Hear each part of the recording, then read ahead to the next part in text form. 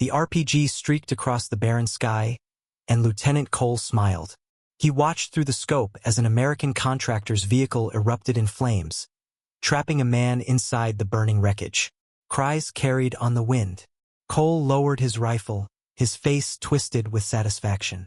This was now his desert, his kill zone, and he had already buried 17 coalition soldiers in the sand.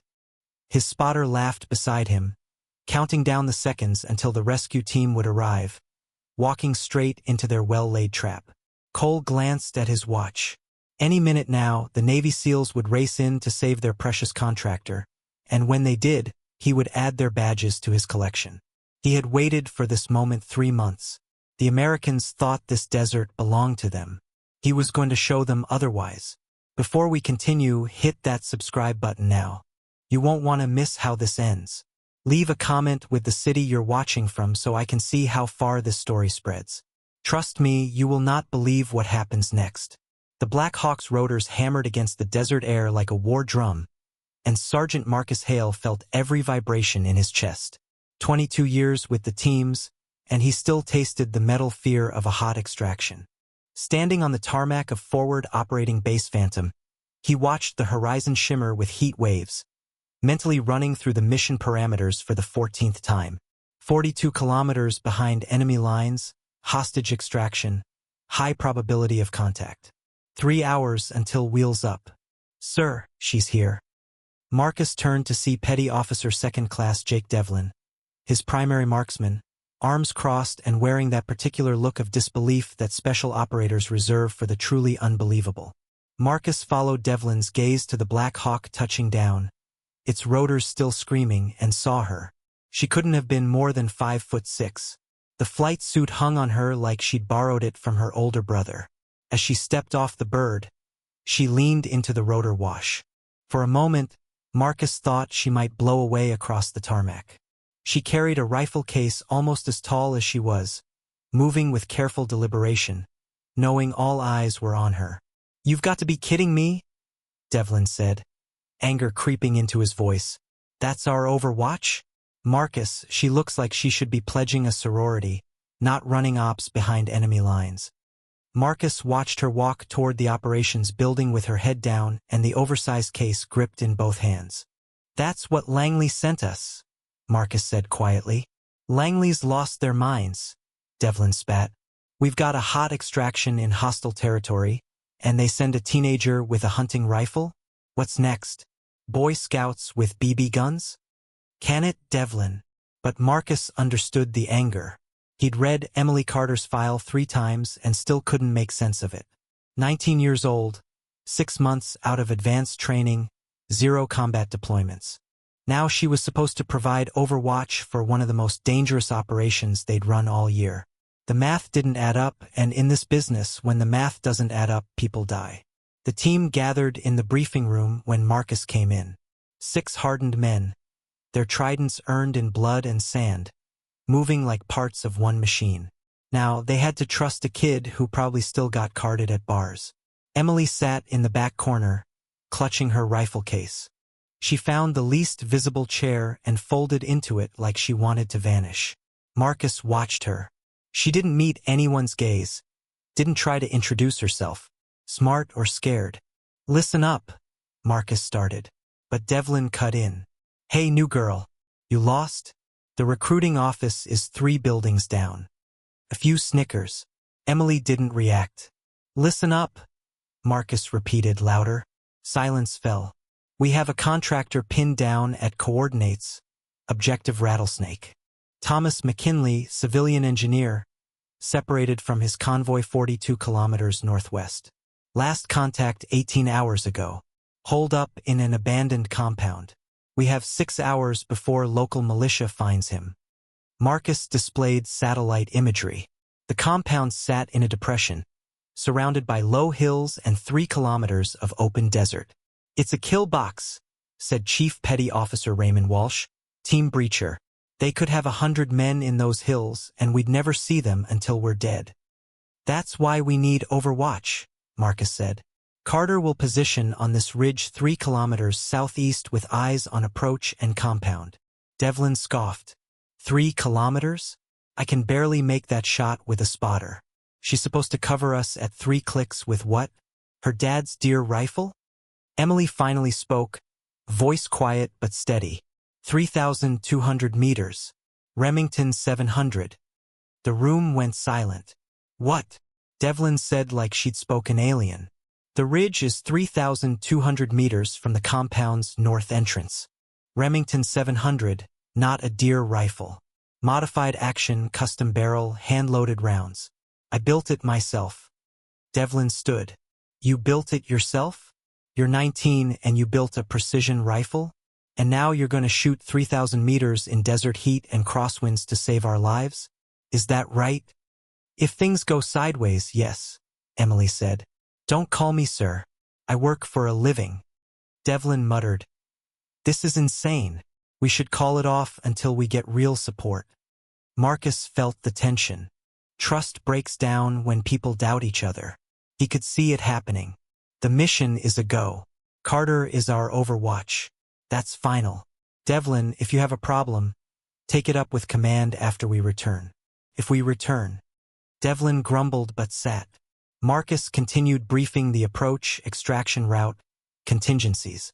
The team's attention drifted. They doubted the kid with the homemade rifle. Afterward, Emily stayed back, clutching her case. Marcus approached. Up close. She looked even younger. No makeup, ponytail. Hands smooth except for calluses from rifle work. You know they don't trust you. Yes, sir. Because you're 19, never in combat, and they think you'll get someone killed. Marcus nodded. Emily finally looked up. No fear or anger, just calm assurance. No, sir. They're wrong. How can you be so sure? I don't miss. It sounded like arrogance but wasn't. Just fact. Show me the rifle. Emily hesitated, then opened the case. The Remington was flawless, custom stock, match-grade barrel, high-end scope. You really made this? Started at 14. Took 3 years to get it right. My grandfather was a Marine sniper and gunsmith. Taught me everything: ballistics, wind reading, terrain. Said a rifle is math and patience. Your grandfather sounds wise. He was. Died 2 years ago. He made me promise to use what he taught me. Skills like that shouldn't be wasted. Marcus studied her. What happens if you miss out there? People die. I'm okay with doing my job. Emily looked at him with those steady eyes. Whether others believe it's their problem. A knock on the door. Devlin appeared, sneering. Final gear check in 30 minutes. Unless you want to delay so the new girl can practice with her toy. Marcus ignored him. Carter, get your gear. I want to see that rifle in action. What distance? In perfect conditions, 1,800 meters confirmed, maybe 2,000. But we have desert heat, wind, and pressure. Show me what you can do. 20 minutes later, Marcus was on the range. Word spread and everyone came to watch. Emily set up methodically. Target at 1,200 meters, wind gusting 8 to 12 miles per hour. Emily's breathing was steady. She fired. The target's head snapped back. Center mass, the range officer called. Again, Marcus ordered. Emily fired. Slightly left of center. Wind gust, Emily said. Pushed 4 inches. Devlin snorted. 4 inches at 1,200 meters is a miss in combat. Emily adjusted. Fired again. Perfect center mass. Move target to 1,500 meters. That's beyond standard range, the officer warned. Estimate it. Target set. Emily fired and hit. Upper chest, the officer said, amazed. Devlin watched with new respect. Marcus whispered, 1,500 meters in desert conditions with a rifle she built herself. And she still thinks it's a toy. Marcus presented the team with the plan. Emily would insert with Walsh's fire team and move to Overwatch. Radio check every 30 minutes. The team moved with purpose. Emily packed her rifle carefully. Marcus pulled her aside. Those men don't distrust you to be cruel, they're realistic. We've buried good people because someone wasn't ready or froze. When they doubt you, it's about survival. Emily nodded. Do you understand? I do. But can you handle doubt when Devlin ignores your call or Walsh questions your judgment? Combat isn't perfect shots, it's imperfect decisions under pressure. My job is to keep you alive. Marcus studied her. You're confident. I'm sure of my skills. Different thing. Emily looked out at the desert. My grandfather said a sniper's greatest weapon is patience, the ability to see what others miss. Most people go through life half-blind, too distracted to notice. A good sniper sees everything. You think you're that sniper? I see what others don't. That's why I chose this specialty. She paused. I won't let you down, Sergeant Hale.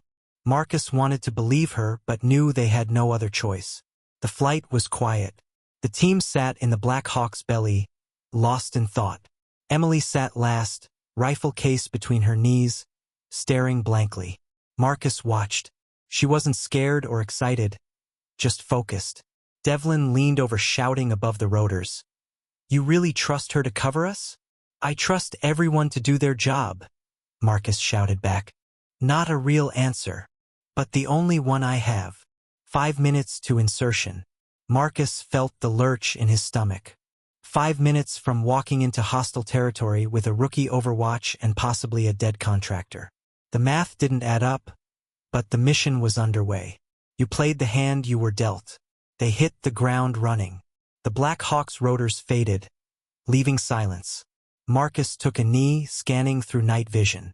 Desert empty, vast, hostile. Carter Walsh moved to Overwatch. Radio every 30 minutes. Any sighting immediately.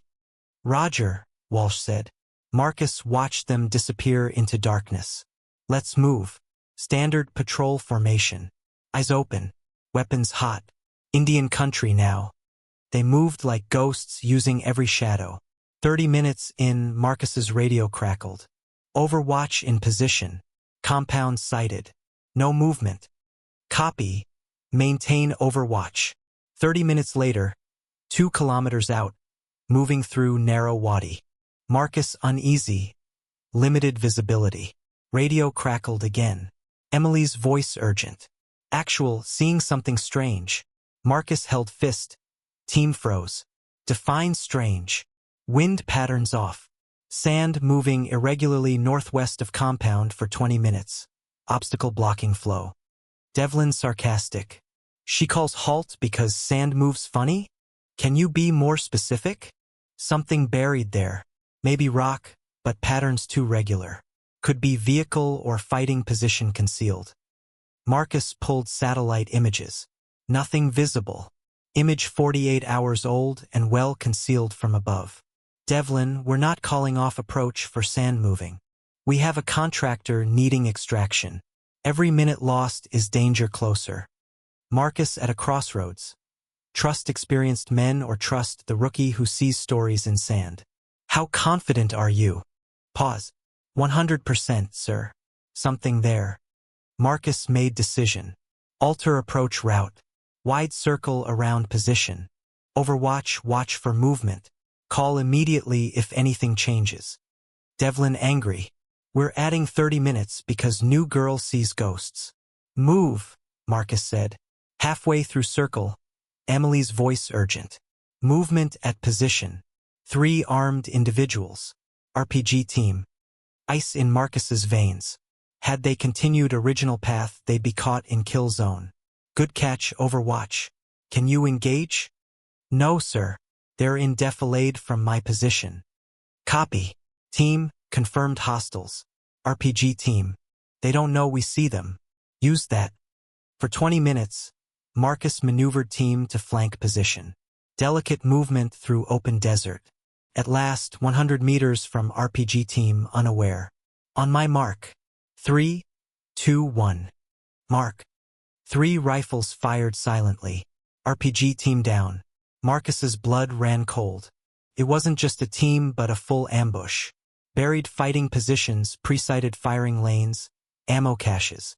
If they had walked into that trap, it would have been a massacre. Overwatch, Marcus said into the radio. You just saved our lives. How the hell did you see that? The wind, sir. Like I said, it doesn't lie. Jake Devlin stood over one of the fallen enemy fighters, his face pale under the moonlight. He keyed his radio. "Carter, this is Devlin. I owe you an apology. That was exceptional work." "Thank you, sir." Marcus looked toward the compound, now just 800 meters away. "All right, we know they expect us. The question is, how many more surprises are waiting?" "Sir," came Emily's calm voice, "I'm seeing more strange wind patterns. At least 3 other positions around the compound. This entire area is a trap." Marcus felt the mission change in his mind. This wasn't a simple rescue anymore. They were walking into a deadly field someone had spent a long time preparing for. Someone who knew they were coming. "All teams, halt advance," Marcus ordered. "Overwatch, I need you to map every anomaly you see. We're not moving another step until we understand what we're dealing with." For the next hour, Emily called out every suspicious position. Each time the team checked, they found another concealed kill site, hidden weapons caches, and trenches, all designed to funnel any rescue into deadly kill zones. Professional military work. Finally, Marcus had a complete map of the ambush network. The compound was surrounded by linked firing positions, perfectly concealed. Walking in without Emily's warning would have meant suicide. "Overwatch, this is actual," Marcus broadcast. "Outstanding work. You've identified 8 ambush positions. Now, the question, how do we get by them?" A pause. "Sir," Emily said, "I think I can help. Send me the coordinates for each location. I'll start clearing them remotely." Devlin scoffed. "That's mostly 1,200 to 1,500 meters away. At night, under combat conditions? Carter, that's impossible." "No, sir," Emily responded calmly. "It's difficult, but not impossible." Marcus looked at his team. The clock was ticking. Their contractor had been alone for nearly 24 hours. "Overwatch, if you're sure you can make those shots, you have authorization to engage. But Carter, be absolutely certain. Missing will notify every hostile in the area." "I understand, sir. Send me the first." Marcus gave her the nearest position's coordinates. About 1,300 meters away. He held his breath, listening to the desert quiet. The shot came, a soft crack, almost like a stone dropping.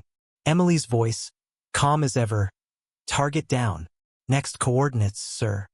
For 40 minutes, Emily systematically dismantled the ambush network. 11 shots, 11 confirmed kills at impossible ranges. Each distant crack followed by calm confirmation. Devlin observed through his scope, his skepticism fading into awe and then quiet fear. "Marcus," he whispered. "She's not missing. Not once. I've never seen shooting like this." "Neither have I," Marcus admitted. "The last shot was the longest, 3,200 meters. A sniper post on the far ridge covering the whole compound." "Overwatch, you sure about this one?" "Yes, sir. Need 60 seconds to assess wind. Don't move." Marcus counted seconds that felt like hours. Sweat ran despite the cold night. Then the rifle cracked. Silence. Then, "Target down. Approach is clear, sir. You have a straight shot." Marcus exhaled deeply. "Copy that, Overwatch. Hold position. Cover extraction. We're moving in." They crossed open ground quickly. The contractor was exactly where Intel said. Hold in a back room. Terrified but alive. Extraction took less than 5 minutes. By dawn, they waited at the pickup point. Emily came down from her ridge position last, exhausted, face streaked with sand and sweat, rifle case back on her shoulder. Quiet. No eye contact, just waiting. Marcus approached. "Hell of a night's work, Carter." "Thank you, sir." 11 confirmed kills, including one at 3,200 meters. Might be a record. Emily shrugged. "Just math and patience. Like Grandpa taught me." A Black Hawk arrived low and fast. As they loaded up, Devlin approached Emily. Marcus watched keenly. "Carter," Devlin said with genuine respect. "I was wrong about you. I'm sorry. That was the finest long-range shooting I've ever seen." Emily studied him, then nodded. "Thanks, sir.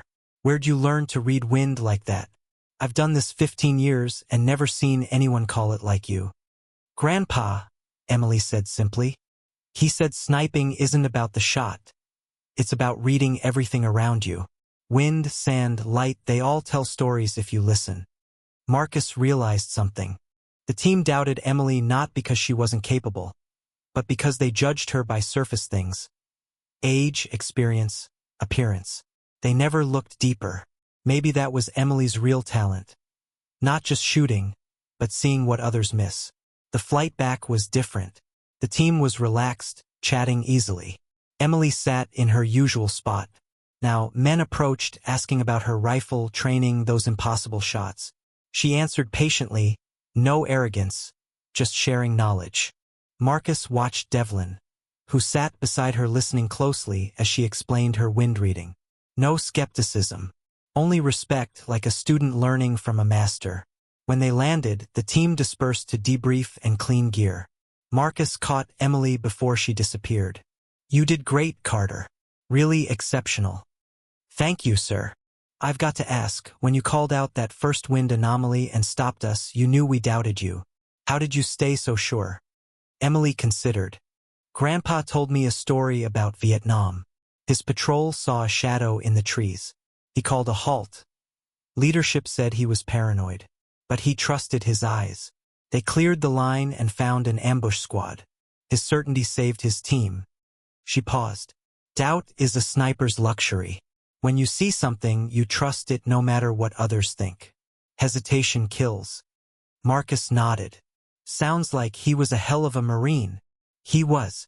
I miss him every day. Emily gathered her rifle case. Anything else, sir? Yeah. You're permanently assigned to this team. I'm filing the paperwork today. She smiled, the first real smile. I'd like that, sir. Marcus watched her walk away, thinking about assumptions, trust, and the strange math of combat, where sometimes the least likely person is exactly who you need. Devlin appeared beside Marcus. She's something special, huh? Yeah. I've done this 22 years and never seen terrain read like that. Like she sees patterns no one else does. Think she stays or command pulls her for some secret program? No idea. But while we have her, we better learn from her. That kid just rewrote long-range shooting. They stood in the desert dawn, watching the sky flare. 11 dead enemies caused by a 19-year-old with a rifle she crafted herself. The math shouldn't have worked, but somehow it did. And Marcus suspected Emily Carter was only beginning.